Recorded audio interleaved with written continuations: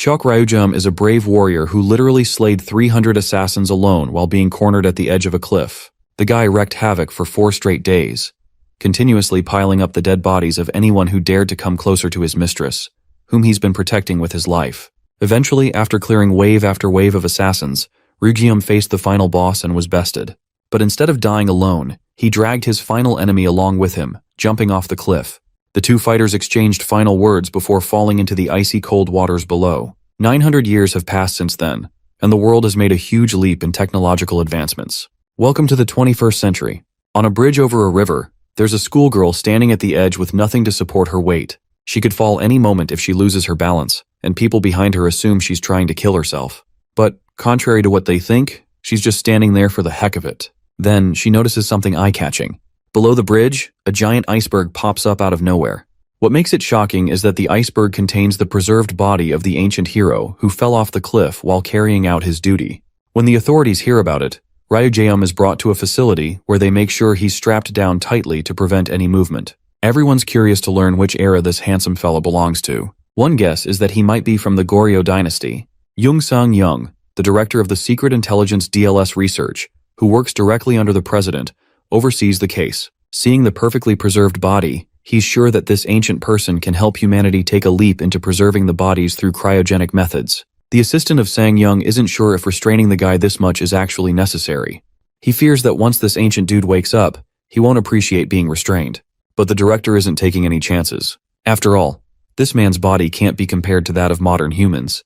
It's so different he can hardly be classified as the same species. Plus, every analysis so far has subverted their expectations, and Sang-young is pretty darn sure there are more surprises to come. The assistant, however, doesn't mean to seem complacent. What he's trying to say is that this guy, a gift sent by their ancestors to future generations, shouldn't be treated so harshly. Still, Sang-young isn't ready to let him go unless they're 100% sure he's not some kind of disaster waiting to happen. Of course, the assistant finds Sang-young's concerns laughable. But it seems like this idiot's about to learn the hard way that you should never ignore the advice of your seniors. That ancient guy literally tears through all the restraints like they're nothing more than toilet paper. Before we witness the disaster, let's take a look at the bustling city. On the road, there's a jerk and his gold digger girlfriend cruising in his sports car. This dude is speeding down the highway like he owns the road. But soon enough, this poor bastard is overtaken by a mere ancient guy who's just woken from a long slumber. The guy is literally running at 80 kilometers per hour. He's making that red Lamborghini look like a donkey cart with his insane speed. Not only can he outrun sports cars, but he can also make sharp turns without slowing down, causing massive crashes among the traffic. All the Gen Z guys pull out their cameras and start recording this unprecedented scene they're witnessing. Now let's see things from Ryujum's perspective. He's having a hard time believing what he's seeing. He's running around in a place he's never been before. It's so bizarre and surreal that he's sure this can't be a dream. The last thing he remembers is trying to protect his mistress from those assassins. Suddenly, he comes across police cars blocking his path, finally bringing him to a halt. The police officers immediately try to take control of the situation under orders from higher-ups. They surround Ryujum, who's standing still, unusually lost in his thoughts. He clearly remembers falling into the waterfall with his arch-nemesis, Okyeon. Then, an officer sneaks up on him, insisting that he doesn't resist arrest, especially since doing so will only make things harder for him. But Ryujum's mind is too occupied to pay attention to the officer's words. As far as he remembers, he died back then. But if he isn't dead, and seeing all this chaos around him, the only thing that crosses his mind is that he's probably under the influence of an illusion cast by Okyeon's follower, Yoon Eun-hye, who specializes in messing with people's minds. With that in mind, he brushes the officers off with his bare hands, sending them flying. He desperately wants to wake up from this illusion. One of the officers shoots a taser at him, but Ryujum just grabs the electrical needles with his bare fingers. Well, the concept of lightning isn't new to him. As he's distracted, he gets hit with a barrage of needles, causing his muscles to react to the electricity instinctively. The officers think they've overwhelmed this ancient bitch with their tasers. Little do they know, Ryujum simply grabs the wires, jerks them so hard that the officers lose their grips on the taser guns. Then, he swings the guns back at the soldiers, sending them scattering like bowling pins.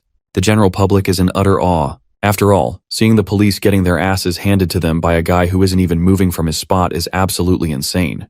Chok Ryujum is literally toying with these guys like they're nothing more than trash bags. His main goal is to find the key in this world that will help him break the illusion he's currently trapped in. More and more police arrive, but Ryujium is so powerful that he crushes the ground beneath him with sheer force, sending all the cars flying. All these guys are nothing more than an annoyance to him, so to avoid the trouble, he simply leaps high into the air, like Hulk, and jumps away. This display of immense strength leaves the soldiers wondering if this guy is even human. We then cut to Jong Min-woo, the service director of the National Intelligence. He's on the phone, fuming at the lack of results from his personnel. By now he's sure that the special forces won't be able to do jack shit in this case, let alone the police officers. The guy on the other end of the phone is Jong Sang-yong, the team leader of this operation. We saw him at the facility before. After witnessing how this ancient dude broke through the restraints and wreaked havoc, he agrees with the director. Director suddenly calms down when his senior, sitting in the back seat, takes full responsibility for everything happening, admitting that it's his fault. He's confident there's nothing to worry about. After all, they're dealing with an ancient dude who's supposedly powerless against modern weaponry. As he says this, the main highway is packed with military vehicles, tanks, military Hummers, even helicopters filling the sky. Seriously, with all this military power, they're treating our guy like a Godzilla-level threat. Anyway, Cheok-Rugeum stands at the top of a building, completely surrounded. Even the rooftop is swarming with armed police forces. Now that these guys are challenging him, he's ready to show them what he is made of. But before initiating the fight, he grabs a broomstick as his weapon of choice. Yeah, he's made up his mind. He's gonna give these guys a run for their money with nothing but a broomstick. One of the soldiers shoots a bullet right near his feet, thinking it'll intimidate him. This officer's sure that an ancient martial artist like him won't be able to go up against a gun. But it looks like Cheok-Rugeum is about to prove him utterly wrong. Before the showdown can start, and we witness the chaos that follows, the president himself decides to show up and meet the guy. Once the president steps onto the roof, his concerned security detail warns him to keep his distance. As the representative of the country, Kang Ji-kan has personally come to meet this relic of the past. He tells the officers to lower their guns. Of course, being the ancient guy he is, Cheok-Rugeum catches on that the president likely has the standing of a king. First, Ji-kan expresses his apologies from the bottom of his heart for how they've treated their guest from the past. Since Cheok-Rugeum isn't aware of his surroundings, the president briefs him about how this current time is the future, and the place is South Korea. But before going any further, the president extends his hand for a handshake. He wants to escort Cheok-Rugeum to a better place before they talk more. As the president holds out his hand, Cheok-Rugeum just stands there, unmoving. Every officer watches carefully, trying to predict his next move. But Cheok-Rugeum subverts everyone's expectations when he swings his stick, aiming to slice the president's head off. As far as the ancient guy is concerned, the president might be the key to breaking out of this illusion. The officers immediately go bonkers, locking their aim on his head. Miraculously, the president is still alive and orders everyone to cease fire. Meanwhile, Cheok-Rugeum is convinced that it's not Yoon-eun he's doing. You see, she was the greatest illusionist in Goryeo, so there's no way she'd create an illusion where his enemy doesn't suffer. Reflecting on those fights, Cheok-Rugeum knows that what he felt during his encounters with the officers didn't seem like an illusion. So, with everything in mind, the only conclusion he can draw is that this place is real. The scene cuts to the president's safe house, where a lavish spread of food is served to Cheok-Rugeum. But before indulging in meaningless pleasures, Bro wants to confirm where he is. The president claims it's a secret base, a designated place for meetings like this. He insists his ancient guest indulge himself, as all the food has been prepared according to the current era's traditions and tastes. Since Cheok-Rugeum isn't taking the initiative to dig in first, the president takes it up on him and takes the first bite. While eating, he asks if Cheok-Rugeum still has any doubts that he isn't in the future. Of course, Cheok-Rugeum is smart enough to figure that out. By now, he is pretty darn sure that he is indeed in the future. The president is glad to hear that he understands. Now, it shouldn't be hard for him to understand that the reason he's able to move after being frozen for so long is due to modern medical technology, something that wasn't possible back in his time. Cheok-Rugeum recalls the time before he died. The poison in his body was already spreading, and he was further pierced by his arch-nemesis. Since he's the only one left here, it means all his enemies have already fallen. The president continues his rant. While he's not sure if Cheok-Rugeum will be willing to accept the terms, the president wants to be generous enough to offer him support to help him adapt to this place. But in return, he wants Cheok-Rugeum's cooperation. It's nothing too demanding, just a simple request. To clarify, the president gestures to the director of national intelligence, and the guys quickly turn on the TV. A news reporter reports the sighting of the super strong guy. Not only is he matching the speed of cars, but he was even seen flying around.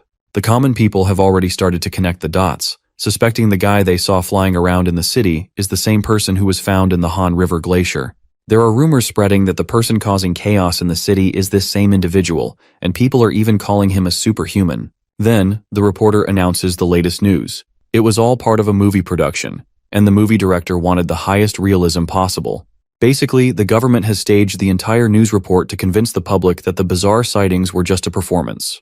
They can't afford to let the truth get out. People aren't ready to know about a being like Chokrujiam. After all, he's a frozen person, capable of surviving through centuries. If they experiment and study this situation, the president believes it could lead to incredible advancements. Many countries have tried to achieve this before, but so far, they've only failed, because they lacked the crucial thawing technology. But now, Chokrujiam has appeared as their hope. So the president asks Chokrujiam to cooperate with them for the sake of the country and future generations. But Chokrujiam flatly says no, without a hint of hesitation. Of course, the president is left speechless, while Chokrujiam proceeds toward the exit. As far as Chokrujiam is concerned, it's bold of the president to assume he has any intention of living in this era. Since words aren't enough to convince this ancient warrior, the president decides to go with Plan B. The officers quickly line up their needle guns, aiming at Chokrujiam, and begin bombarding him with darts. The darts strike his back precisely, but he doesn't even twitch a muscle. While Chokrujiam may have stopped taser guns before, the director is sure this guy can't withstand tranquilizers strong enough to knock out an elephant. Well, the director may be right, but Chokrujiam doesn't even let the darts pierce his skin. A thick layer of aura surrounds his body, preventing the needles from touching him. His inner aura accumulates in his hands, and in an instant, he sends the officers flying in all directions, as if they were nothing more than lightweight fuck dolls. This little display of power serves as a reminder to this persistent president not to pull this stunt again. Despite this, the president still isn't willing to let Chokrujiam walk away that easily. Next up, enter a group of officers armed with electrical batons, surrounding Chokrujiam. Without hesitation, they charge at him. But Chokrujiam moves so fast that the officer attacking him misses completely. The other officers close in, but one guy thinks he's finally got Chokrujiam zapped with his baton. But before the baton can electrify him, Chokrujiam vanishes in a blur just like an afterimage. He's moving so fast that he's leaving a trail of silhouettes behind him. At one point, the foolish officers realize they're no match for this guy. He didn't even attack, despite being up against armed opponents. The only thing his opponents can do is watch as he walks away unscathed. The president, after receiving the news of their failure, is having a hard time believing they lost to a single man. By now, he's sure they can't capture him by force. So the only option left is to find alternative methods. After all, Chokrujiam is no ordinary being, and a large-scale search will likely be necessary. Suddenly, a man rushes in to report urgent news. They've found the location of the guy they've been looking for. While they're not sure of the reason, he's at a very easy-to-spot place, standing on the rooftop of the tallest building. It looks like Chokrujiam is about to jump off this high-rise to claim his own life. You see, this world offers nothing to him. His life is meaningless, as he has no purpose to stay alive. The only reason he lived was to protect his mistress from enemies. But now that there's no mistress to protect and no enemies to fight, there's no reason for him to exist. He wishes he had died when he fell off the cliff all those years ago. As he begins to descend down, something catches his eye. A face on a billboard grabs his attention instantly. It turns out, the face on the billboard looks exactly like Okeyan, his final enemy, someone he was supposed to take down. His eyes widened in shock as his memory flashed back to the time he faced off against Okeyan, a villain who placed his family members in an illusion to kill each other off brutally before his eyes. Manhwa and Okeyan worked together to fully commence the era of destruction upon Goryeo as everything went up in flames. The bodyguard boasted a determined glare against his nemesis, Okeyan, who enjoyed torturing the swordsman and promised that he would flatten the world. Okeyan is single-handedly responsible for everything. Even though our boy was confident that he'd killed the guy in their final battle, it turns out the bastard is still alive in the future. This changes Rujiam's perspective on things. The existence of his enemy in return gives his life a meaning, a purpose. Extending his hands pointed towards the ground, the man exerts so much pressure that he breaks the fall and plants his feet on the surface. There's a lot he didn't know about, and he was determined to find out. The scene cuts to President Jikun losing his marbles after hearing that our boy jumped from the tallest building he could find. But the fact that his body is nowhere to be found is even more frightening than the first news he received.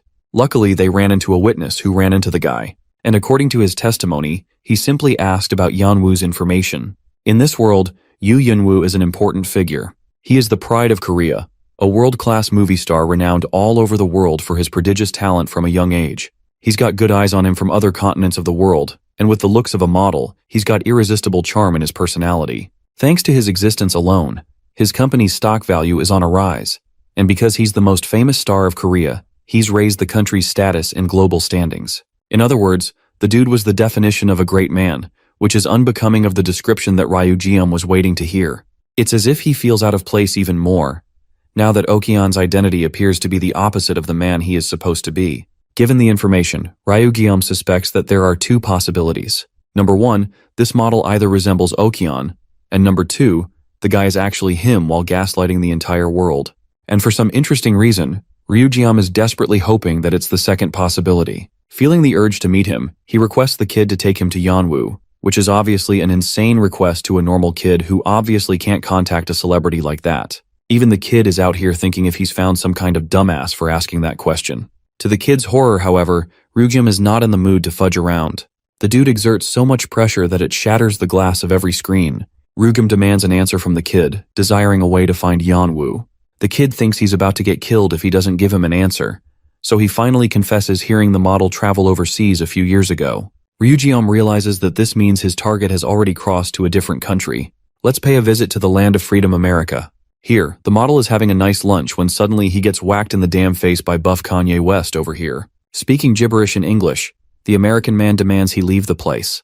Turns out that this is supposed to be just a movie scene that they're directing, so it's all chill.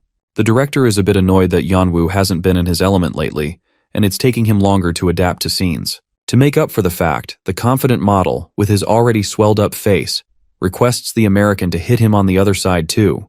The scene is scheduled to be redone when suddenly the chandelier unpredictably breaks and topples down. Buff Kanye won't be able to release another album if it hits him, but luckily the Korean model swoops in to save his life in a critical moment. The staff immediately rushed in to check on their condition. They weren't expecting something like this to happen. Thankfully, they're both safe, and no one got hurt. Well, except for Yanwu, who injured his arm for the most part. At the hospital, they're shocked to find that Yanwu wrecked his body just to save the other guy. Also, for his courageous act, he received a ton of gifts from everyone to speed up on his recovery. Yanwu thinks it's a good idea to share these gifts with the generous hospital staff members instead. He also apologizes for messing up the film schedule thanks to his condition just now, but they're just happy he didn't get injured too much. Also, it comes to Yanwu's attention that filming isn't an important thing right now, especially when he hears shocking news. Back at the Blue House, President Jikon bids farewell to everyone, only to find our boy waiting for him, having bypassed top-tier security levels with ease. Jikon recalls being terrified yesterday, as only 9 hours ago, our boy showed up to his office like Batman. He came to accept the offer of cooperation that he rejected earlier. Only this time he's got one condition paired alongside it. Handing him a photo of Yanwu, he requests the president to help him find someone reliable, who can easily meet him in the same room as Yanwu. Jikon's ready for anything as long as he promises full cooperation in return. Ryujin observes that the gesture of shaking hands out of trust didn't exist back in his era, but he shakes his hand anyway. Back to the present, Jikon learns that Ryugeum urgently wants to see Yanwu, but it won't be easy since they're so far away from him. The scene cuts to the part where they actually reach Yanwu's place of stay. The model is shocked to meet the president and the person he's brought alongside him. Yanwu introduces himself in kind, while Ryugeum is high on guard, because it's time to see whether this guy is truly Okion or not. Jikon learns that the model sprained his arm recently from an injury. Ryugeum is way more willing to meet him and extends a hand. The celebrity is initially shocked to find the same guy from the news up here in front of his eyes. They shake hands properly while Jikon suggests they sit somewhere comfortable. But that's not the important part. The important part is that our boy is practically crushing Yanwu's hand with his insanely strong grip. But to his utter shock, this guy isn't even leaking a trace of chi from his body, appearing like an ordinary human. Disappointed, Ryugeum apologizes for his intrusion. Jikon tells the two to get comfortable while he goes away to tend to the bathroom. Though he's going away as an excuse, he's already set his men on standby in case some shit goes down. The room is cleared until only 2 of the men remain sharing a table across from each other. Though he's enjoying his tea, Ryugeum is severely depressed, realizing that this guy only resembles Okion's facial features. In the end, it seems like he's alone in this world, until Yanwu announces Ryugeum's name, getting up close to whisper his shock of seeing him alive. To Yanwu's surprise, the bodyguard who he presumed to be dead turned out to be alive. Ryugeum is so ready to throw hands at this point that he unleashes a violent aura to warn Yanwu, questioning if this was all a game to the bastard. In the end, Yanwu is just a false identity for the man underneath. It's always been Okion, which leads to only one explanation. And it's that Okion must have obtained some kind of skill allowing him to mask his Kai levels in the open. Ryugeum's concerned just how early this guy returned to the future before him.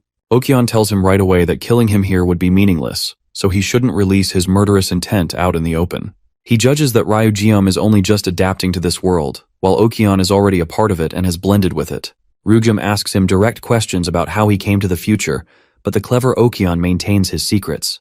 Getting to his one and only concern, Ryugeum questions the one person he truly cares about.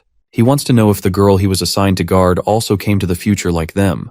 But Okion's in the mood to mess around with our boy's feelings, so he gives him a half-assed answer like it's supposed to be a riddle. Done with his bullshit, our boy literally exerts so much pressure against the table that it knocks Okion and his seat all the way back into the world. From the looks of it, Okion's unwilling to cooperate, so Ryugeum has decided he'll find his answers on his own. He stares down at Okion, who is emerging from the rubble, reminiscing and questioning if this was the reality they once shared another life in.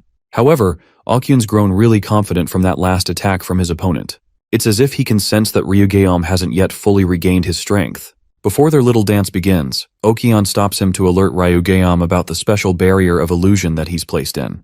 With this in place, the rest of the world won't see them recklessly fighting each other, and instead it will appear as if they were catching up like old friends. It's funny, but bro really cares about his reputation to keep that up, even as a villain.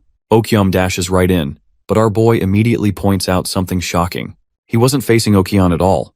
Ryujum crushes a pine cone in his hand and states that he's going to find out the truth for himself. He remarks that despite having hidden his ki in his normal state, this guy actually leaked some of his ki while defending himself, which revealed to Ryugeum that he wasn't Okion at all. The woman harboring the disguise of Yanwu suddenly reverts back to her original state, clearly impressed that he was able to piece together the truth with one encounter. Do you guys recall Yunun Hai, the chick that was nearly responsible for making our boy end the president's life earlier? Yeah, meet Itachi's sister over here. The perspective goes back to the final day of the rebellion, where he clearly recalls Unhai falling to her death after being sliced open. He was confident that it was all over for her, so this is just strange. Unhai laughs at his confusion, and reveals that the real Okion is actually quite an important figure in this world. She was taking on his identity as Yanwu because her boss is busy managing other meetings for his plans. And in today's report, she's more than happy to tell Okion of Ryugeum's return. Also, gauging his powers from earlier, she thinks she can easily beat Ryugeum here, which is why Itachi's sister goes for a shadow clone jutsu to gang up on our boy. But she forgot who she was dealing with, because he easily takes down one of the clones with ease. He's done hearing her run her mouth. Bro basically told her to shut the fudge up. Of course, since Ryugeum has been expelling so much ki from his body having only recently awakened, it's going to take a toll on him. And that assumption alone became Unhai's greatest failure, because our boy reminded her that he was built differently.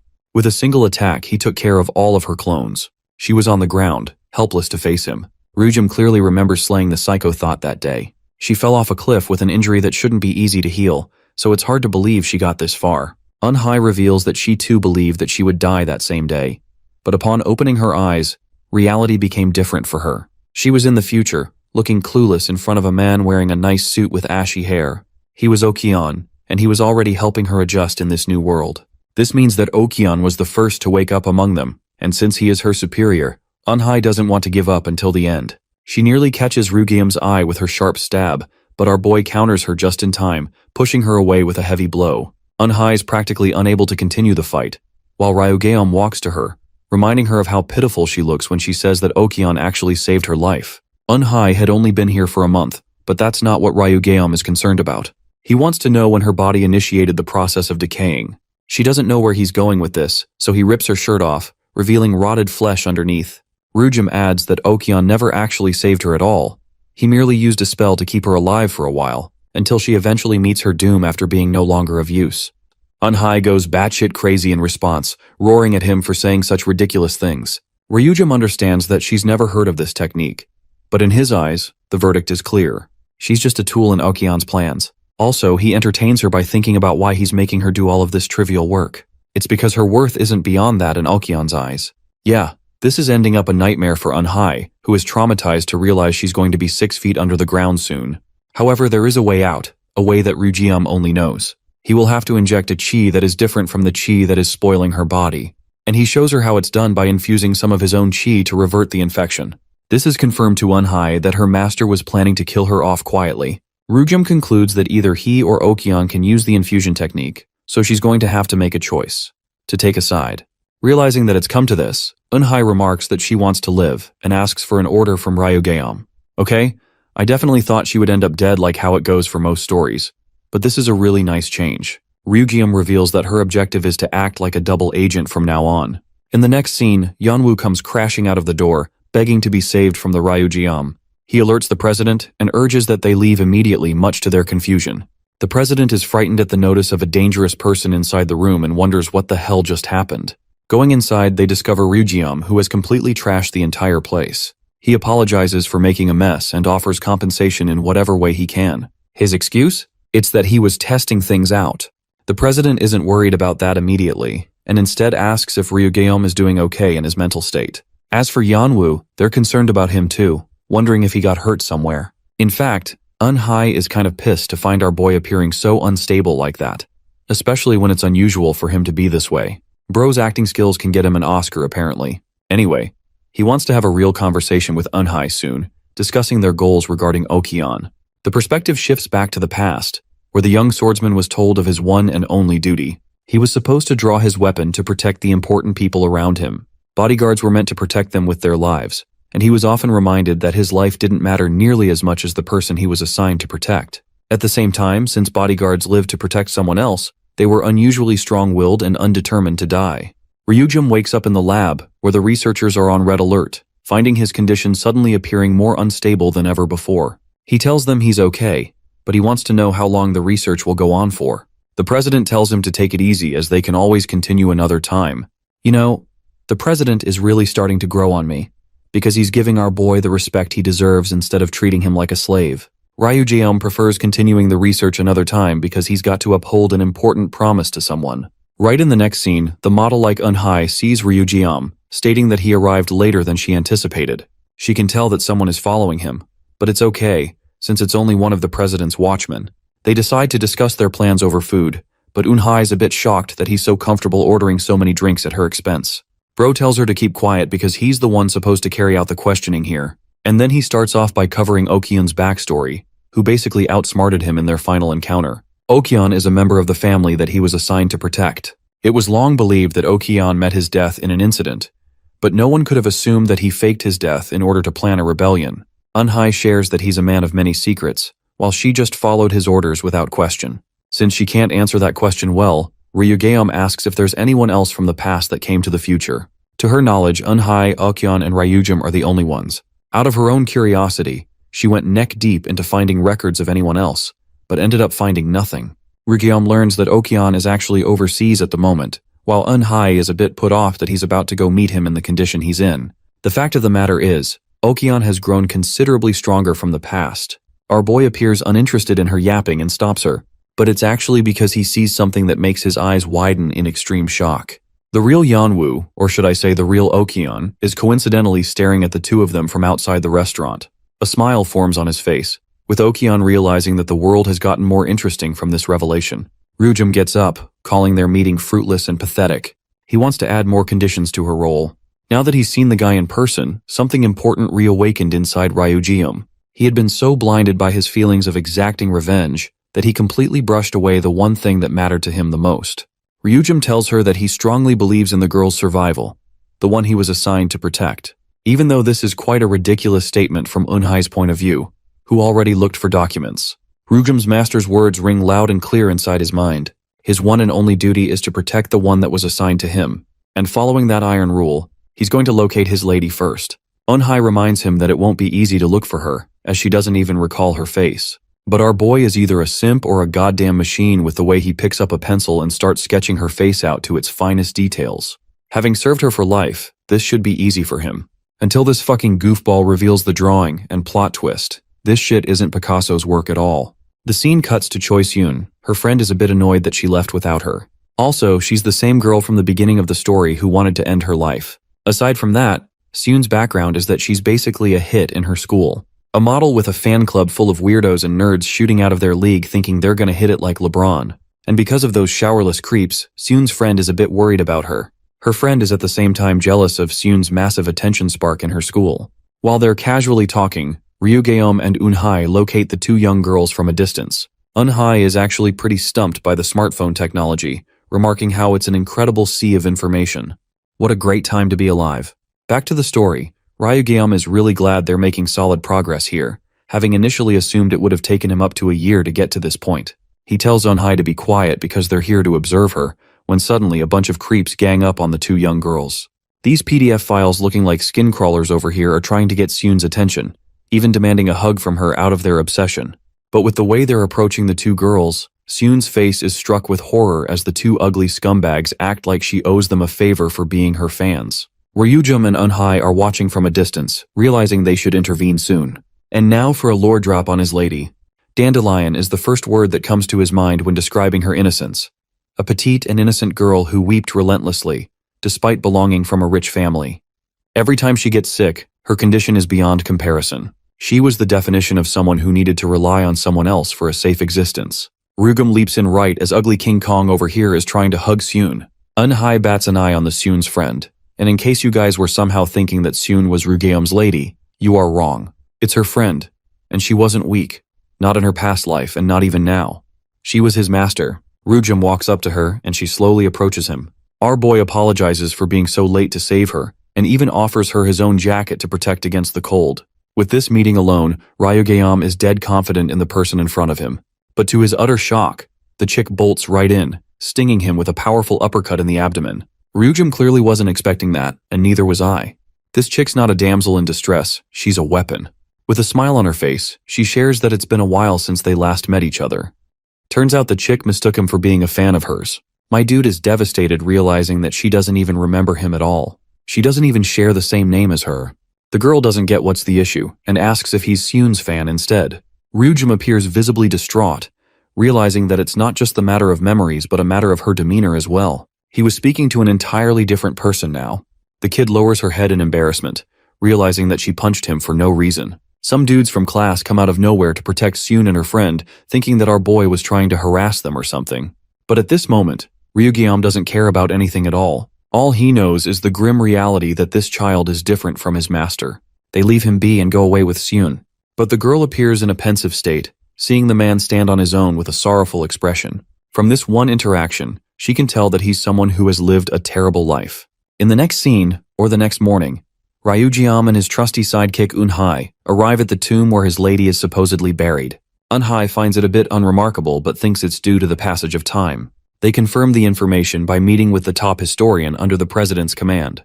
Having confirmed it from multiple sources, they discover that Ryugeum's lady passed on the day of the rebellion. Her final belongings are kept sacred in the tomb. Eunhye appears okay, but Ryugeum is extremely distraught, so much so that he punches the ground to vent his frustration. The final scene replays in his mind over and over again. Okyeon inevitably bested him by separating the bodyguard from his one and only goal. Unfortunately, he broke the rules of his job and failed his ultimate purpose in life. In front of her tomb, he finds himself despairing at the thought of failing her expectations. I genuinely feel bad for him. It's like doing something with such devotion for decades of your life, and realizing your efforts didn't matter at all. Now that they'd confirmed her death, they turned their attention to the child from before, the one who shared a similar face to his master. Back to the scene of the school, the girl finds herself surprised that she's the only employee left. Her drunkard boss is lazing around. Bro looks like an even more depressed version of Nanami. Shiryok is such a lazy jackass that he wants her to make him a bowl of ramyeon as part of her job. While the girl is pissed that he's making her do such insulting tasks when she's supposed to go big and famous one day, Shiryok finds her annoying enough to get up and cook for himself. The girl's interview is playing on TV while Shiryok tells her to be more patient for a little while longer. Shiryok receives a sudden phone call, only to find himself excited. Ending the call, he shares the good news with Min Deule, telling her that he's finally secured a drama meeting with an amazing production company. Duel's eyes lit up with happiness, realizing that she's about to approach the opportunity of a lifetime here. Since they're invited for the meeting, Duel decides to go, but she's put off by the meeting location as it's unsuited for a young girl like her. However, she chalks it off as just a company issue. The interviewees call her over, requesting the girl to take the drink, much to her shock. She reminds them that she's a minor, so that won't be possible. The atmosphere of the place does not feel like an interview at all. It is unprofessional, and these two drunkards are acting like nutcases. They tell her to get comfortable as this is just an introductory meeting, rather than an official one. At first she thinks it's fine, but the moment one of the creepy bastards messes with her body, she realizes this is the last place on Earth she is supposed to be. A horrifying realization sets in for the young girl, who realizes what kind of direction this is going. She takes control of the situation and gets up, stating that she isn't about that kind of life even for a price of a building. But that didn't matter anymore, as only moments afterwards, she fell to the ground as a victim to the drug that was mixed in the water. With her body immobilized on the ground, she realizes they fooled her by spiking the water too. As for Shideok, he's been so depressed that he became desperate. They think he's probably smiling reading the script right now.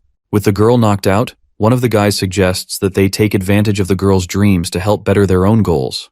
Receiving a phone call from their leader, they report that they're making smooth progress so far. Back at President Jikun's place, our boy looks at the clear moon, remarking that he's only got one thing left in his life, and that is vengeance. He fully intends to destroy everything Okion has built up in his life, tearing it all down until he makes sure both of them stay dead for good this time. Eunhye surprises him with her late-night visit. And also, we come to learn that he's been supplying her with his chi daily. And I definitely don't mean the birds and the bees that you guys are thinking about. She's come to inform him about some interesting news, though it's not regarding Akion, but the girl who appeared just like his lady. Having sparked an interest in Dula, Eunhye began an official investigation tracing back any links to her. She shockingly reveals that just like Ryujiam's lady, this girl also belongs to the Min family. And that means she's a direct descendant of the person he failed to protect. Having tailed her around for a while, Eunhye learned that she's currently in a bad situation and needs help. Even after what she said, Ryujiam doesn't give a flying fuck about a descendant. He goes back inside, showcasing no interest at all, not in someone who wasn't even his own master. Eunhye is a bit annoyed by his reaction, even though she went through the trouble of tracking the girl down meticulously. Upon receiving a sudden phone call, she realizes she must hurry. Inside, she feels as if Ryujiam should simply abandon the girl if he finds her boring. Sitting in silence, the depressed man recalls seeing a memory of the one he cherished the most. She gave him many different reactions, until the day of the rebellion came. Sensing that his lady will be threatened, he told her to evacuate safely. But she asked him a final favor, requesting that whenever she looked back at him, he should be there to support her. That visage compared to Dula slices inside his mind. Too many thoughts are confusing the young man, who has fully convinced himself that the girl isn't his master. Dul has nothing to do with him, so why should he care? Also, he thinks that there must be someone out there who is already trying to protect her. Let's go back and visit Nanami again, who has received Baeksu as a new hiring recruit to apply for the position of manager. To Baeksu's shock, he immediately becomes manager on the first day without even an interview. After all, this guy doesn't really care about the fact that Baeksu is a newbie. With that, he bids the guy farewell, recalling that after Duel, he's the only employee here. He's got a surprise ready for her, and wonders how the meeting went for her. Receiving a call from his boss, the white-haired dude is pissed as hell. In the few moments he was away to the bathroom, shit went down and the target escaped. His idiot underling tried touching her body and ended up getting his shit rocked for it. And now, since the victim has escaped, they're going to be under heavy suspicion by the police if the matter is reported. However, the bowl cut over here thinks that the girl shouldn't have gone far, considering she is still under the effects of drugs. And their suspicions are correct. Dul is barely able to walk, assisting herself against the wall to walk. Unfortunately, she lost her phone back in the room, otherwise she could have phoned the police. The poor girl can't even perceive the hallway, while the men quickly chase after her to catch her. Begging for her legs to move, she keeps on going, knowing that it's her only chance to get out alive. The moment her hand reaches the door handle, she is flung to the back as the men catch up to her. Bullcut over here wants to hurt her, but she's already looking depressed. They're a bit shocked by her insane mental fortitude for having endured for this long. No longer caring about what happened, they decide to take her back. Suddenly, the ground starts shaking. Bullcut can clearly sense it, until the entire building begins to shake. Realizing that it's a strong earthquake, the girl senses an opportunity. The lights are out and they can't see anything. To her surprise, the door is also open, because our boy has already made his way inside. Back at the president's residence, he received a note from Eunhye, still not knowing why he made the effort of coming all the way here to save the girl's life. In reality, he could have always ignored her, so he doesn't know why he's here. Without complicating the answer too much, Ryugeom accepts that he wanted to do a good deed. The menacing man demands them to let go of the girl immediately. Terrified, the white-haired dude finds himself in shock, not knowing where this guy came from. Also, the ground is still shaking underneath them, as Ryugeom casually flings his body away, knocking it into multiple surfaces before it flops to the ground. Next up is Bullcut's turn, who is probably about to piss his pants in shock. Ryugeom, with a threatening glare, demands that he let go, and unknown to himself, he just doesn't understand why he feels so angry. Bullcut runs the heck away after seeing another human before his eyes get treated like a damn training dummy. He's so afraid that he runs all the way to his car and tries driving away, only to get stopped by Ryugeom, who adds that he never told the scumbag to leave. Bullcut drags himself out of the car while Ryugeom questions what they did to the girl to make her unconscious. So he wonders if he should kill him if he's not getting any answers. Asking one final time as he shoves the car away with sheer aura, he questions if they poisoned her. And if so, Ryugeom wants an immediate antidote. Bowl-cut tries to explain that the girl is simply drugged and will wake up soon. But this man isn't looking for cheap answers as he makes a sandwich out of the dude's hand. Ryujeom gives him a bone-chilling warning, threatening to break his neck if he finds out that he's lying. Bowl-cut doesn't even know what's going on as numerous men suited up like government agents come to defuse the situation. Turns out it's a security team and they tell the kid to run away. Ryujeom tends to the girl's condition, but the emergency team's leader has a different plan in mind and wants to assume custody over the child. They don't even introduce themselves to Ryujeom, and simply order him to hand over the girl or else they'll use force. But our boy is ready to throw hands, imploring them to go ahead and ducking try. Recalling their first interaction and how he helped her just now, Ryujeom believes that he should be the one to take responsibility over her. He tells them that he's the child's manager, even if only for a day. The bowl-cut kid is talking to his boss and learns that he's the one who sent the bodyguards over to take control of the situation in an emergency. But when the kid reports that they weren't expecting to run into Duel's manager, his boss is surprised. Focusing on Ryujeom and the bodyguards, they demand immediate verification to prove his connection to the child. Countering their demand for authentication, Ryujeom asks the security members to prove a way of trust for him to hand over Doles safely. Internalizing his thoughts, he doesn't trust these guys at all, believing that they have suspicious intentions. One of the security dudes tries to attack him, but Bro eats a kick in the gut and then gets pushed off with a palm strike. With his body on the ground, Ryujeom wonders if he went too far. The leader of the team is done acting nicely and signals his team to jump our boy. But this isn't about to be Jujutsu Kaisen, because Ryujeom casually beats the ever-living crap out of them with a variety of different strikes until he's the victor. As he's going away from the remaining team, Ryujeom senses a feeling that he wasn't ready for. The leader of the security team steps in to take the fight, and finally the girl wakes up at last. She has no memory of the security team members, so he tells her to close her eyes for a second and charges up a powerful attack. Within a flash of a second, the team is flipped over to its head, as they're all knocked out like bowling pins with Ryujeom's explosive lunge. The girl is too stunned to speak. Her only reaction is the factual admittance that he's an unbelievably strong human. In the next scene, she's safely returned to her boss, who comes to realize that he made a major mistake by sending the girl alone without anyone to care for. He didn't know this would happen, and was fooled by the company just because it shared a big name. Even though she appears to be fine, it's clear that this situation has clearly affected the girl. Though he assumed it was a good opportunity at first, it could have ended really badly for Dule. Pissed as hell, her boss is in the mood to kill the crap out of the ones who hurt his employee. But his very own employee points out his ridiculous approach. He couldn't just fight against a giant company. And though she wants to expose the bastards for what they did, it's simply unrealistic as they're weak. In this circumstance, no matter how much they raised their voice, they would lose. That's why she didn't want her boss to go on and start a meaningless fight. Instead, she's more than happy to pay them back later in the long run. Instead, she thinks it's more important to thank a certain someone for helping them out. Dragging his ass out to the disinterested Ryujeom, she lets the boss take the conversation. Though he wants to compensate our boy, Ryujeom really doesn't care about anything other than sweet drinks. The girl has become an immediate fan of this guy for being really good at fighting. She thinks assigning him for the manager's position would be excellent, especially since they've run into each other before. She wonders if the girl he mistook her for is also as pretty as her. Apart from that, the boss is out here interviewing the man and learns that he's practically jobless right now.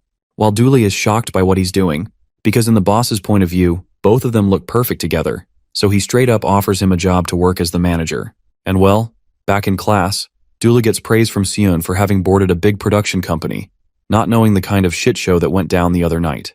Dule speaks about the details and explains that it didn't work out. Feeling dizzy, she draws away and nervously asks for a favor to give her some trade secrets. This kind of private request has Seon a bit on the fence, but thanks to her overly nice personality, she accepts wholeheartedly. She's ready to answer any questions when a group of delinquent bitches comes around pushing them out of the way. This is the Ojinil gang, but thanks to Seon's personal managers, they're scared off from engaging in anything serious. Saiwon believes that getting a manager is crucial for situations like these. Choosing someone reliable is more important than choosing someone strong, as that person should be dependable. The word dependable reminds her of the man she recently became acquainted with. Ryugum is observing the cityscape at night when Eun-hai arrives to serve him.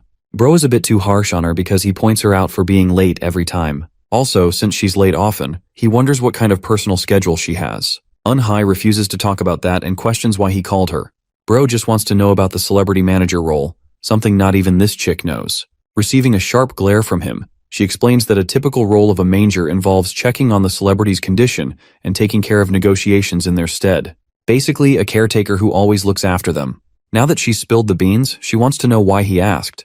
Ryugam explains that he's got himself a new job as the manager of Mindyule, which comes as a roaring shock to her, especially when this dude was hard on rejecting her the other day. She even curses him for having a change of heart, and suspects that this would happen in the end. Apart from that, he got to know about something interesting from the girl. Back to the emergency team, he reports to his leader about the unordinary man and how became responsible for mission failure. Meanwhile, Ryugam reveals to Eunhae how he fought a bunch of guys trying to save her life. But from one glance, he could tell that these guys were different. He struck them with chi and they were still capable of getting back on their feet. Back to the scene of their naked ass boss, Bro chucks a fist so hard that it sends the team's leader into the wall, reminding them that they're also unordinary humans.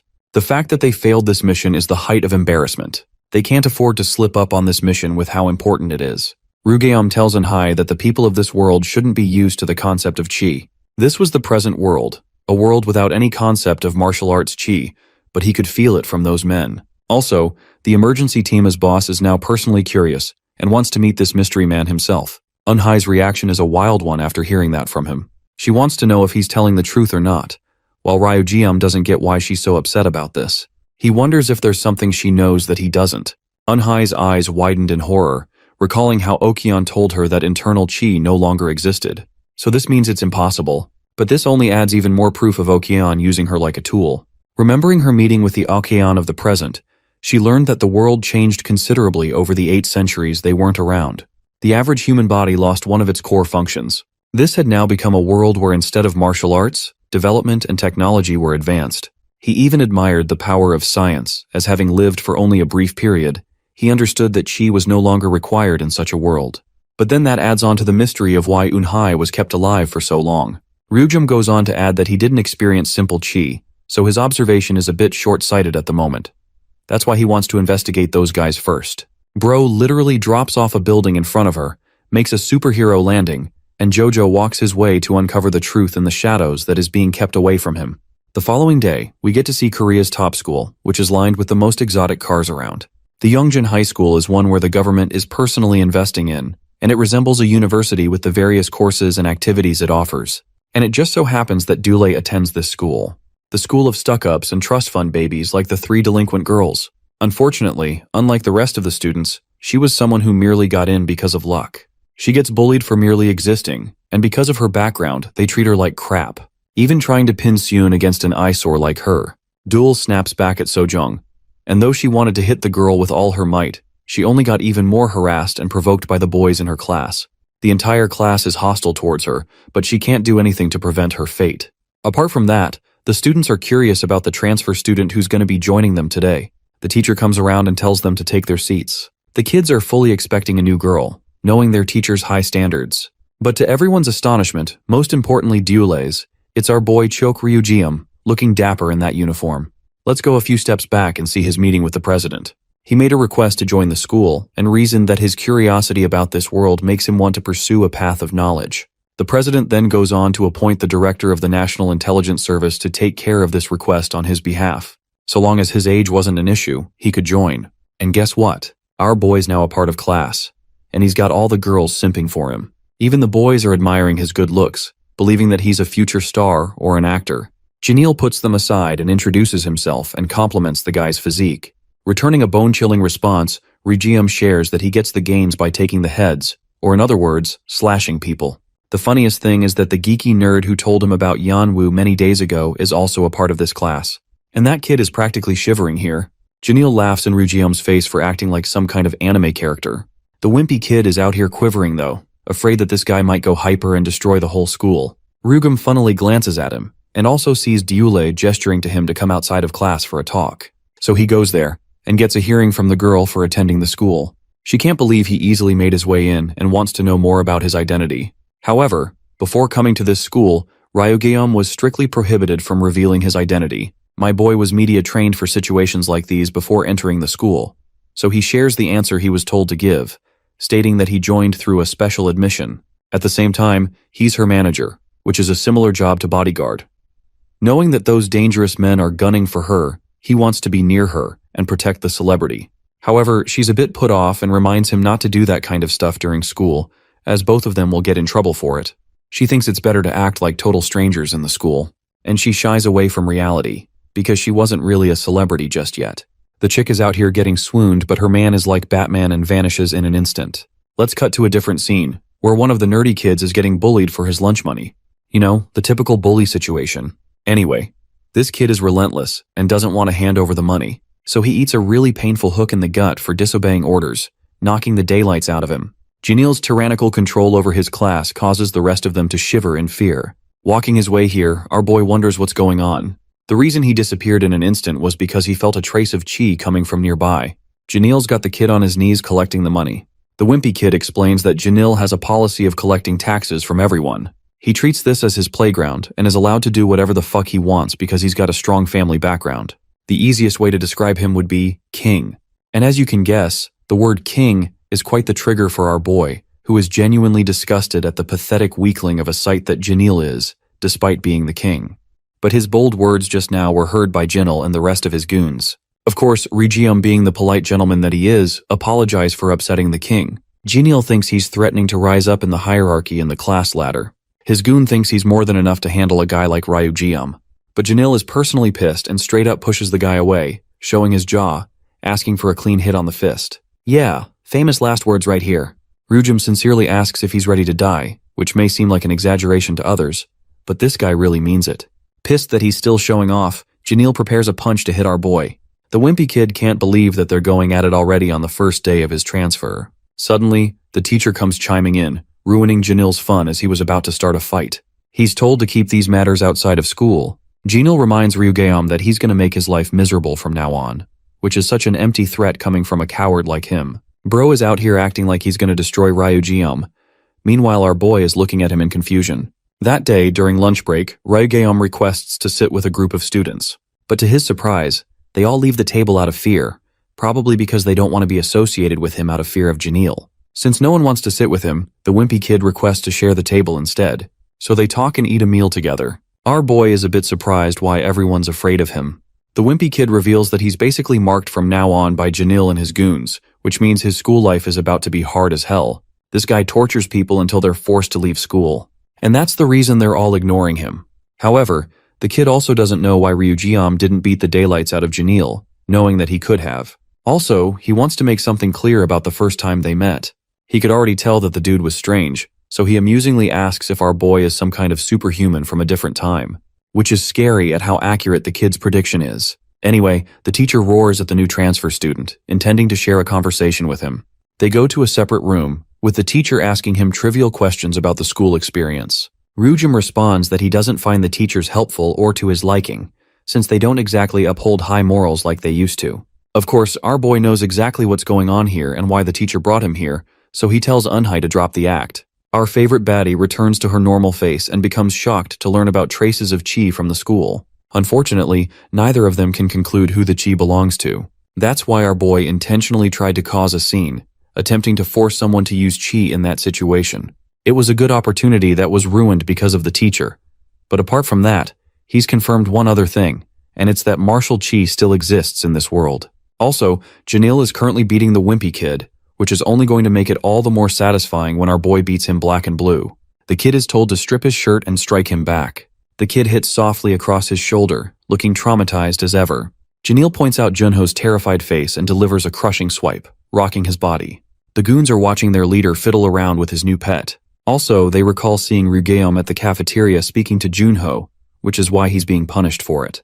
With the rate it's going, Junho's destined to take off his pants. But then, the glasses boy from before swoops in to stop him. He's the class president, and he's decided to take action after sharing a meeting with Duel, who was disappointed in him for taking a knee to the bullies. That meeting returned some of his resolve. The only reason the class president stayed silent up until now was because he wanted to maintain a peaceful life for his future. But now he's done staying silent. Bro literally goes Superman against Janil and is about to destroy him when Ryujium appears out of nowhere to block the attack. With this, he's confirmed something. Ryujium then goes on to verbally murder Janil's existence by saying that he's not a king but a bastard with the way he's handling things. This provocation causes Janil's men to sweep in and attack the transfer student. Recalling his meeting with the president, he was strictly told not to cause any trouble. That was his promise, and that's why he doesn't do anything except stand in one place. Recalling his conversation from Junho, he asked the kid why he associated himself with a troublemaker who was marked. The kid responded with a timeless proverb, that the strong always protect the weak. He always viewed Ryujiam as a strong person physically, but in a way, the transfer student was weak when it came to adapting to the school. Okay, the really beautiful part about this sequence is how even the weak-looking kid is situationally strong from the perspective of the school, and he's helping Ryujiam, who is having difficulty adapting. I love the way the author handled that. Let's go back to the fight. Janil's underling ended up hurting his own hand after trying to hit our boy, and then he kissed the floor as our boy flipped him over. Ryujim reflects that his original old self is also weak in some ways. The kids are shocked seeing this dude knock out 2 guys in an instant. Turning his attention to the cowardly Janil, he questions if the king is ready to put on his best performance. Tension building up in his body, the psychopath Janil goes batshit crazy as he swoops in for his punch. The funny thing is, that stupid performance didn't matter, because all Ryujiam did in response was use a forehead flick to send this dude flying into the next world. Bro is so bored he doesn't even look at him while doing that, and calls Janil pathetic on top of that. A verbal and a physical beatdown in one. Janil's forehead has birthed an egg as he rests defeated on the ground.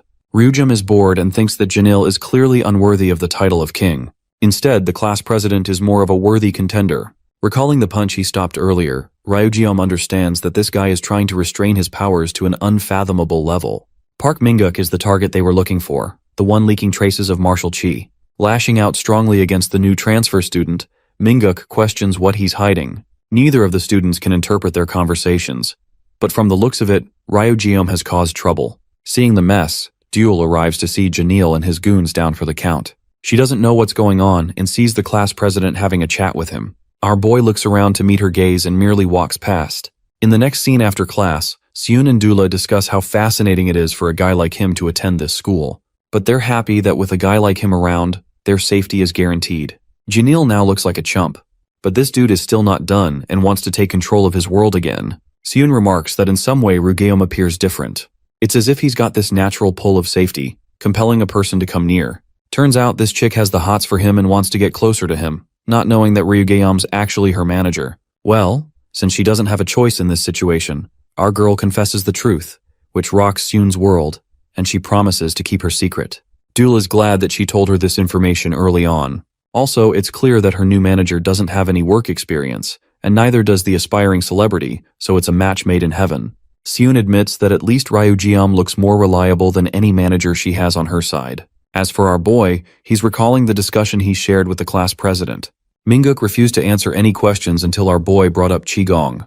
Minguk didn't know what he was talking about at all. This confirmed one thing, and it was that not even Minguk knew about his strength. He was basically swinging a fist like normal, not knowing he had so much power behind him. Minguk began getting tensed up from the strange accusations, and that's how their conversation cut off. Ryujim vividly recalls his energy from the punch, appearing familiar to him in some ways. Anyway, Ryujiam is getting disciplined for causing so much trouble on his first day. They want to call over his guardian and put him in trouble for it. In response, the fearless student simply calls the instructor a shameful man, and right away, the so-called guardians step foot inside the school, which are revealed to be the director of the National Intelligence Service and his men. Imagine having the damn director as your representative for the school meeting. Bro must be feeling unstoppable. Anyway, since the school is sponsored by the government, they're pretty disappointed with the way they've handled things here. He also tells Ryujiam to leave the rest to him, which only sparks the instructor's curiosity even more. And with that, the issue is resolved. In the next scene, we get to see our favorite baddie again. She brought Ryujiam what he asked for. It's a file of all the records on Minguk, including his every information. From her particular findings, she noticed that he's an ordinary kid if anything. Minguk simply has a strong passion for school, or so it appears. Also, the Qigong couldn't have been inherited from his family members either, since the kid doesn't even have parents, only an older brother. The investigation is tougher than he thought it would be, so he wonders if the class president shares a connection to the security team members. This also confirms the extinction of Qigong in this era, although not entirely. Though he's tried searching for good evidence, he doesn't get what they're hiding that's so important. Minguk returns home and finds his brother, who asks if something happened during school. But ignoring him completely, the kid keeps on moving forward. Finally, he speaks and tells his brother that he noticed someone at school using a similar power as them. Though the guy is a transfer student, he destroyed the school bullies using the same power. And also, he has knowledge of their power too, even though Minguk pretended not to know. Minguk's brother asks to describe his appearance, so he vividly chalks down Ryujiam's physicality, boasting long hair and a tall physique. To Minguk's shock, his brother disappears before his eyes. He goes on to report to his boss that he's found the guy they were looking for, and funnily enough, they've discovered he's a high schooler. The boss found himself initially upset because of what happened, and their mission failed because Minguk's brother wasn't around to make sure they succeeded. So to make sure they don't fail this time around, Section Chief Kim is assigned with an obvious job. A job that he's been meaning to do. Lo and behold, this is Park Dae-han, the same guy who whacked his security team for losing a fight to our boy. Having taken control of the place, Ryugeum returns all the money that Janil took from the student as part of the class tax. As for the humiliated so-called king, Janil is actually wondering if this dude is supported by the president to be acting so fearlessly. Also, it basically means Ryugeum is the new school's king. They all talk about how kind he is despite his appearance. After class, Junho is impressed that with his existence alone, he was able to return the school to a place of sanctity. Hunyo is happy to assist him with any inquiries about his school life from now on. But Ryugeum sees Munguk just up ahead and expresses that he'll find his answers from him instead. Minguk explains the process of sorting and wasting trash. Ryujum thinks it's a needless game while the class president is questioning the identity of the mysterious transfer student. Especially since his brother disappeared in a flash after that meeting. Minguk suspects that he may be trying to get close to him, but to his shock, Ryugeum expresses that he's fine with learning the rest on his own. Also, he makes it sound like they're about to have a fight here and now. Minguk is high on alert, and the moment our boy grabs his shoulder, he's about to attack. But then he realizes that it's actually Dula who came to catch up with them. She's also pretty suspicious of their secret conversations lately. Anyway, they explain how Minguk was teaching how to sort stuff. Dul points out that it's funny how all three of them are special admission students. She thinks it's a good idea for the two of them to befriend each other since they don't have anyone else to rely on. The scene cuts to Ryugeum and Dula sharing a chat with the company's boss. They were called on sudden notice to reveal a shocking opportunity. Bro looks at them with the face of utter dread like he's about to die and explains that they've been tasked with work. A junior that he knows is making her own web drama, and because it requires a student role, it fits Dul perfectly. Unfortunately, the place is a bit far from here, so her manager is going to have to drive. But of course, our boy doesn't know how to. He's handed the keys, but he's got no idea how it works. The clueless Ryugeum actually thinks they're going to ride the key, which is pretty fucking hilarious to me. She tells her boss that he's an unordinary guy in their school. And that seems to be a bad thing apparently, because they haven't signed a proper contract to get him for the role of manager. Dul recommends they depart right away, so their boss allows them access to his card, allowing them to take care of their expenses.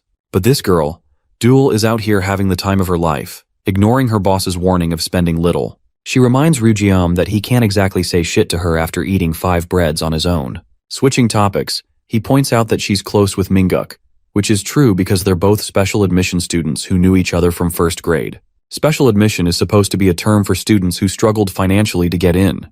Though it's a privilege to enter the school, it promised them a life of hell. The class president is a resilient man, however, and he's influenced by his brother who works in security. But Dooley's a bit upset that he's asking about the other guy, and not her.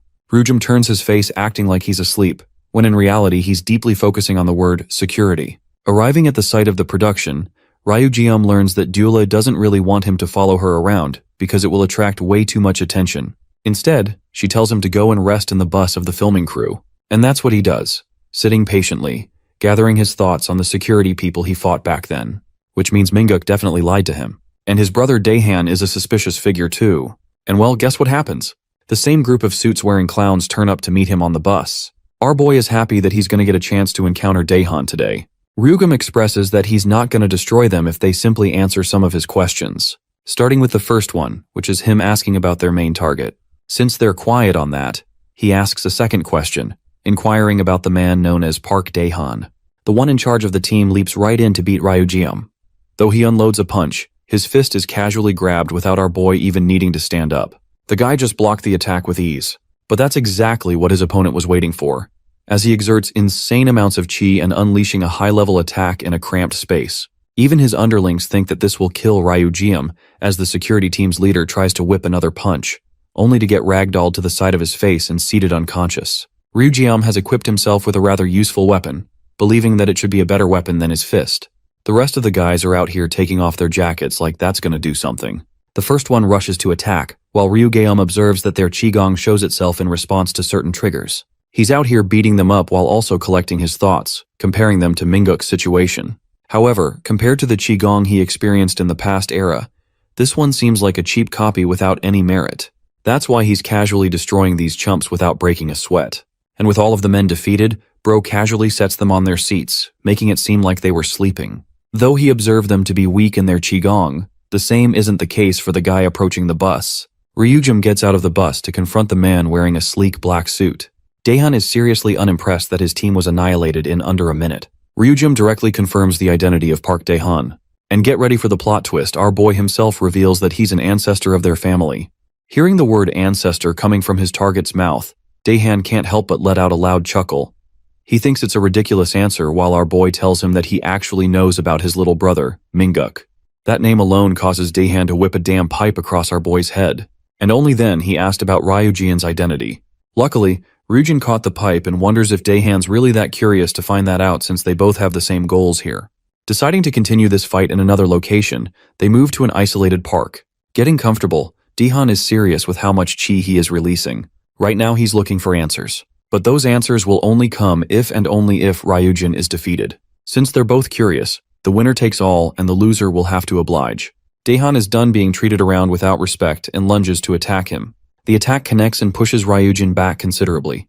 Daehan is rather impressed that his inhuman speed was countered against an enemy like this, so much so that he actually praises Ryujin's capability. But this fight isn't over just yet, as Daehan meticulously uses the walls as a ramp to descend with a powerful aerial kick. Daehan notices that his opponent is reading his movements like a book, so it causes him concern if he's truly up against a force of nature. Though his identity remains a mystery, Daehan is smart enough to deem Ryujin's capabilities perhaps higher than even his own. Realizing that he's got no choice but to fully harness the powers of his qigong, he takes a stance that astonishes our boy. It's the silent tiger fist, and this attack generates immense pressure even after being blocked by Ryujin. Following up with a second lunge, Daehan blitzes his opponent in his wrathful fury and attempts to land the third strike. Even though Ryujin dodges this attack, the pressure literally destroys a bunch of trees in the park. Going for the fourth sequence of the strike, he tries to overwhelm Ryujin with a definitive final strike. But to Daehan's shock, his opponent is nowhere to be found. The silent tiger fist is actually an attack that requires a mandatory element to complete it, and Ryujin displays that element of complete silence, masking his presence like a quiet predator ready to annihilate his prey from his blind spot. He criticizes Daehan's inefficient handling of qigong and shows that he could have ended Daehan in an instant. The first sequence alone from Ryujin is enough to knock Daehan so far back that the earth ruptures in response to the pressure. It was clear that day that their skills were far apart.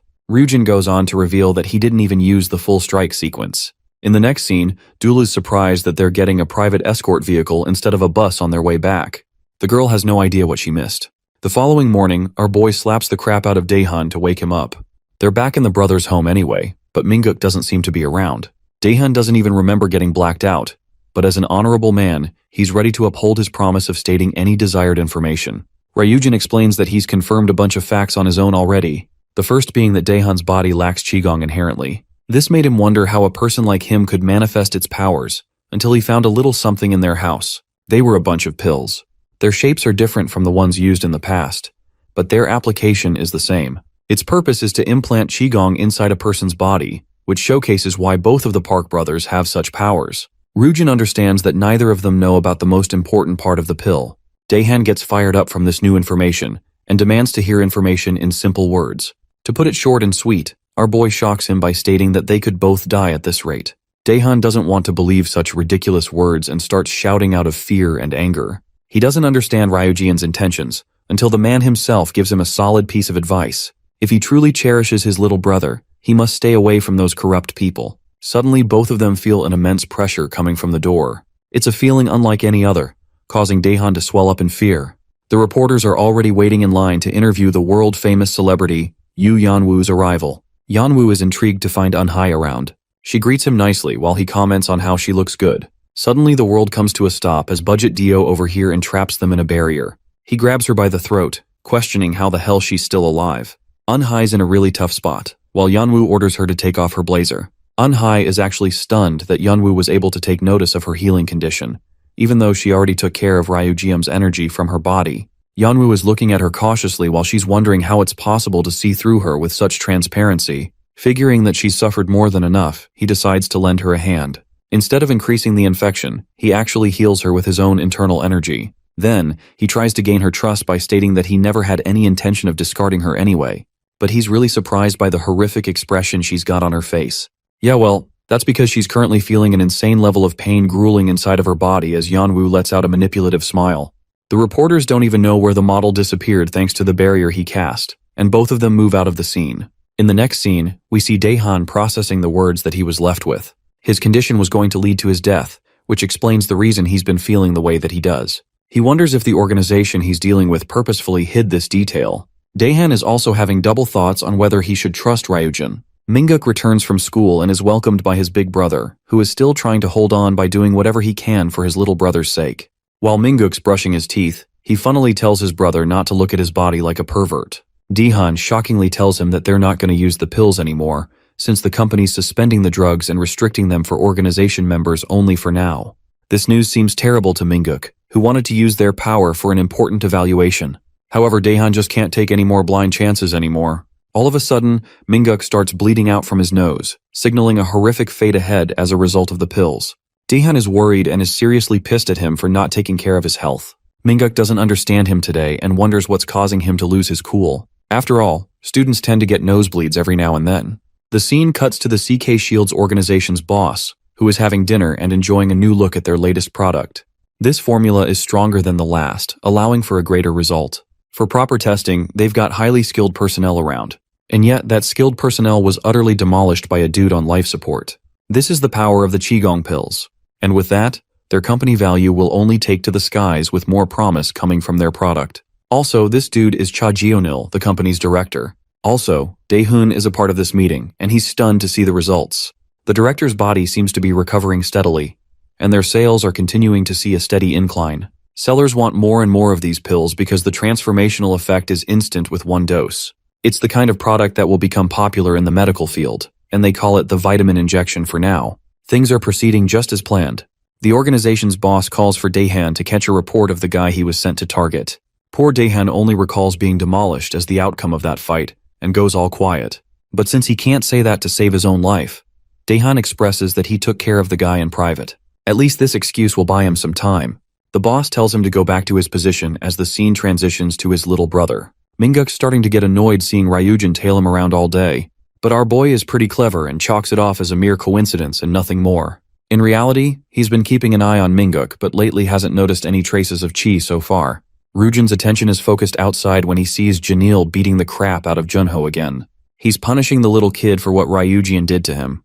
Junyo's tossed to the ground and reminded of the reality he's always going to be a part of. His goons are staring down their boss kicking Junho to the ground. Until Dule comes along, stopping them shitless because they thought it was actually Ryujin. Turning to meet her gaze, Janil walks up to her, ready to slap her in the face. And well, that's basically the biggest mistake of his life, because it causes Ryujin to sweep right in and stop him. The dude is so afraid of our boy that he leaves without looking back. Ryujin tells Dule that she was too reckless just now, and he also can't tell why she's constantly a victim of bad luck and dangerous things. Also, he's finding himself with a shift in priorities after discovering the pills. More important things take precedence now, so he won't be able to pay attention to her or guard her like he used to.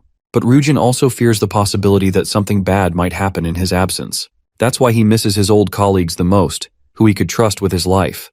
Dule warns Junho to be more careful from now on, as Janil and his underlings will take any opportunity to humiliate him. As they're going away, Ryujin reaches an enlightenment. He could perhaps humiliate Janil forever, rendering him broken beyond repair. And because of that, he tasks Junho to beat up Janil all on his own, which is basically like saying go and beat Superman. Ryujin stands firm on his ground and believes that this is the right way. And since he doesn't have colleagues in this era, he's willing to share his power with the person he trusts